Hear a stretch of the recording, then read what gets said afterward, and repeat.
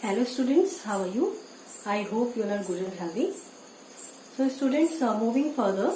So today our topic is goodwill. आज का जो हमारा टॉपिक है वो है गुडविल. So students, सबसे पहले हमें ये समझना पड़ेगा कि what is goodwill. Goodwill is an intangible asset which increases the sales and profit of a business house. Mean student, अगर किसी बिजनेस की गुडविल अच्छी होती है तो वो कंपनी अदर कंपनी के मुकाबले प्रॉफिट ज्यादा कमाती है. मीन्स उस कंपनी की जो सेल्स होती है वो क्या होती है, अच्छी होती है, और उसी वजह से उसका जो प्रॉफिट होता है वो भी ज्यादा होता है. तो स्टूडेंट्स, अगर हम गुडविल के नेचर की बात करें कि गुडविल का नेचर क्या होता है, तो goodwill is an intangible asset. Goodwill जो होती है वो इनटेंजिबल एसेट होती है. इनटेंजिबल एसेट मीन्स कि हम उससे वी कांट टच इट और सी इट. हम गुडविल को we can't touch it and we can't see the goodwill, but we can see the goodwill in the terms of how much a company is earning profit.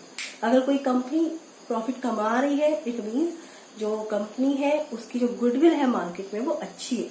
लोग उसका जो product, अगर वो product बेचती है तो प्रोडक्ट पसंद कर रहे हैं, या सर्विस प्रोवाइडर है तो उसकी सर्विस को पसंद किया जा रहा है, तभी किसी कंपनी की जो प्रॉफिट होते हैं वो इंक्रीज होते हैं. तो देखिए, क्योंकि जो गुडविल होती है वो एक इंटेंजिबल एसेट होती है, तो वी कैन रियलाइज इट. हम गुडविल को रियलाइज नहीं कर पाते. When we can realise it, जब मान लीजिए कोई बिजनेस सोल्ड होता है, तभी हम गुडविल को क्या कर सकते हैं, रियलाइज कर सकते हैं. Because goodwill is an intangible asset. हम उसे देख नहीं सकते, छू नहीं सकते ना, दैट्स व्हाई. स्टूडेंट देखिए, अब एक क्वेश्चन ये अराइज होता है that why there is a need to calculate goodwill. Means goodwill calculate करने की क्या जरूरत है, why there is a need to calculate goodwill. तो स्टूडेंट देखिए, need to calculate goodwill when there is a change in profit sharing ratio. Means अगर हम partnership की बात करें तो पार्टनर्स देमसेल्फ डिसाइड कि अब हम अपना जो प्रॉफिट शेयरिंग रेशियो है वो चेंज करेंगे, तो हमें क्या करनी पड़ेगी, गुडविल को कैलकुलेट करना पड़ेगा. बिकॉज कोई सेक्रीफाइस करेगा, कोई गेन करेगा, तो हमें गुडविल कैलकुलेट करनी पड़ेगी. Second thing is that when admission of a partner, at the time of admission also we have to calculate the goodwill. Third one, at the time of retirement or death of a partner. Means retirement और death of a partner के time पर भी goodwill को calculate किया जाता है. Fourth one is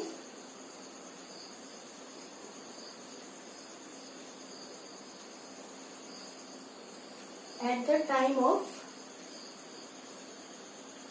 amalgamation. Means eight the time of merger. Means अगर मान लीजिए दो कंपनी आपस में मर्ज हो रही है, एमलगमेट हो रही है, then also there is a need to calculate goodwill. And the fifth one is when business is sold. जब हम अपना बिजनेस क्या करते हैं, सोल्ड करते हैं, बेचते हैं, उस समय भी क्या होता है कि we have to calculate the goodwill. तो स्टूडेंट देखिए, सबसे पहला चीज तो यही हो गया कि when there is a change. अब एडमिशन के टाइम पर क्यों निकाली जाती है goodwill, because the profit sharing ratio changes and we are admitting a partner. तो अब जो पार्टनर एडमिट हो रहा है वो जस्ट नाउ एडमिट हो रहा है and the business is running from a means very long period. तो कंपनी जितना प्रॉफिट कमा रही है उसको वो क्या करती है, वो नए पार्टनर से उतना अमाउंट और लेती है, because he is just joining the business and he is going to receive the that much profit that the other old partners are getting. मतलब जो पुराने पार्टनर जितना भी प्रॉफिट लेंगे उसी प्रॉफिट में से शेयर नए पार्टनर को भी मिलेगा. तो इस वजह से जो ओल्ड पार्टनर्स है there is a need to calculate goodwill for that. कि उन्होंने जो अपने मेहनत करके जो गुडविल बनाई है अपने बिजनेस की, तो अगर कोई नया पार्टनर आ रहा है तो वो उसके लिए भी पेमेंट दे।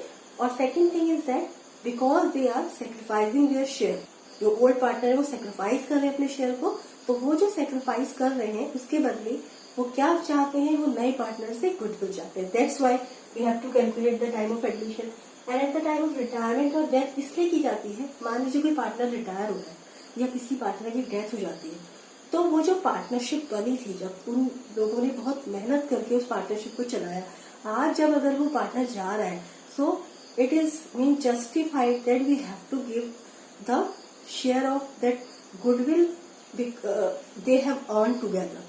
मीन्स जो गुडविल जो फर्म ने बनाई थी, उस गुडविल का शेयर भी उस जाने वाले पार्टनर को दिया जाए। इसी वजह से क्या होता है कि जो at the time of retirement and death also we there is a need to calculate the goodwill. And friend देखिए, और दूसरी बात यह है कि अब जो अगर मान लीजिए किसी रिटायरमेंट या किसी पार्टनर की डेथ या रिटायर हो रहा है वो, तो जो पुराने पार्टनर्स हैं उनको ज्यादा प्रॉफिट भी मिलेगा, क्योंकि अब एक पार्टनर जा रहा है, तो इस वजह से वो उसको क्या देते हैं, वो उसको गुडविल का शेयर देते हैं, because in future they are going to receive more profit than before. Then at the time of amalgamation, वैसे आपके कोर्स में है नहीं कि भी अगर दो कंपनी मर्ज हो गया, then also there is a need to calculate goodwill and at when business is sold. फिर देखिए जब बिजनेस बेचा जाता है तब उस समय भी अगर बिजनेस की वर्थ से ज्यादा पैसा आपको देना पड़ रहा है, then that can be because of goodwill. अगर उस बिजनेस की वर्थ उतनी नहीं है और आप उसको मान लीजिए बिजनेस की वर्थ 10 लाख है, आपसे 12 लाख मांगा जा रहा है, तो जो 2 लाख है रुपीज आपसे एक्स्ट्रा मांगा जा रहा है, दैट इज फॉर गुडविल, क्योंकि इस फर्म की गुडविल अच्छी है, वो प्रॉफिट अर्निंग मीन्स फर्म है। That's why you have to pay the goodwill also, because आप बस उस बिजनेस को लेंगे और आप प्रॉफिट कमाना शुरू कर देंगे। You do not have to work hard as if you will have to do the new business. So students, these are the needs. Now the next topic is how we can classify goodwill. Classification of goodwill. Classification of goodwill.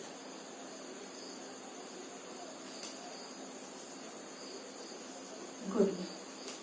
So we can classify goodwill as, एक तो है purchase goodwill. Purchase goodwill, and second one is self generated goodwill. एक होती है purchase goodwill, जैसे मैंने अभी आपको बताया कि if you have purchased a business more than it's worth, means अपने उसकी जो वर्थ आ रही है, मीन्स जितनी भी उसकी नेट एसेट आ रही है, अगर आपने उससे ज्यादा पेमेंट दिया है, then you have purchase the goodwill. आपने गुडविल क्या करी है, परचेज करी।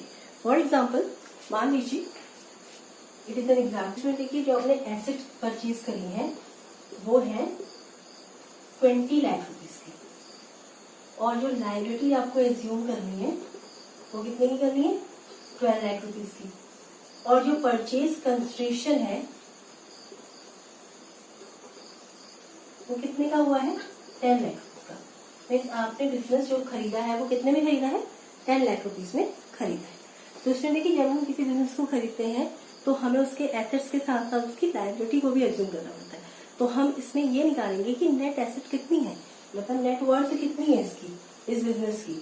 तो नेट एसेट्स निकालने के लिए क्या फॉर्मूला होता है, एसेट्स माइनस लायबिलिटीज। तो एसेट्स हमारी 20 लाख की थी और लायबिलिटीज हमारी 12 लाख की थी। तो ये जो बिजनेस है, इसकी जो नेट एसेट आ रही है, नेट वर्थ कितनी की है, 8 लाख की, लेकिन हमने उसे कितने में परचेज किया है, 10 लाख रुपीज परचेज किया है, मतलब हमने 2 लाख रुपए ज्यादा पे किए हैं।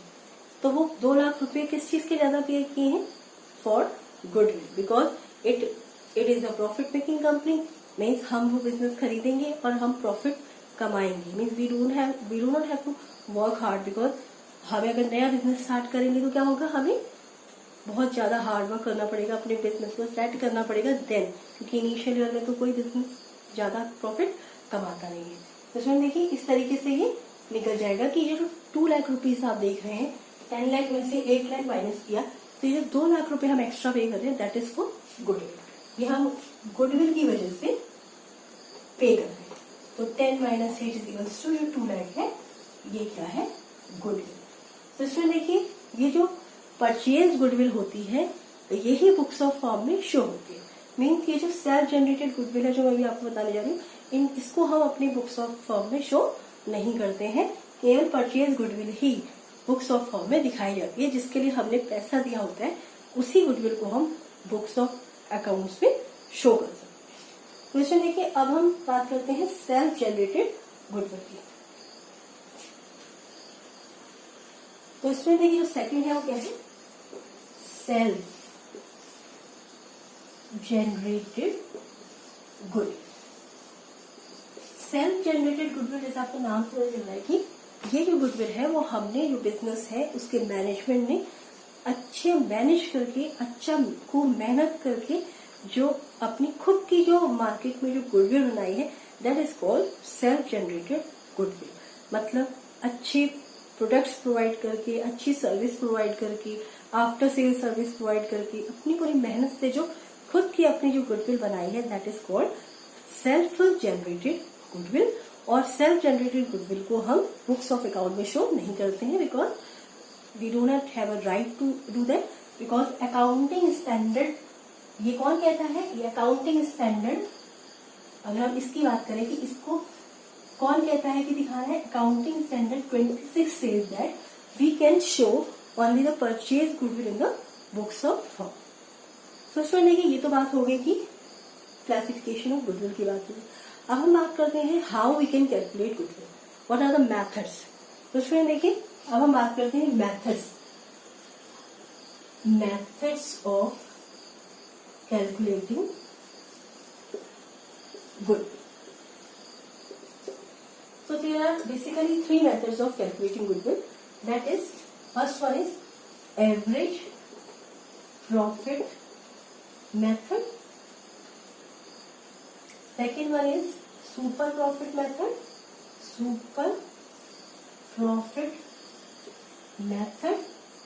And third one is capitalized value method. These are the 3 methods through which goodwill can be calculated. और स्टूडेंट जो पहला एवरेज प्रॉफिट मेथड है, इसमें भी 2 टाइप है, एक है सिंपल प्रॉफिट मेथड और दूसरा इसमें है वेटेड प्रॉफिट मेथड। एक सिंपल एवरेज प्रॉफिट मेथड है and second one is weighted average profit method. तो स्टूडेंट देखिए ये these are the method, average, super and capitalized. So student, so we will discuss it in detail in my next video. Thank you for watching the video.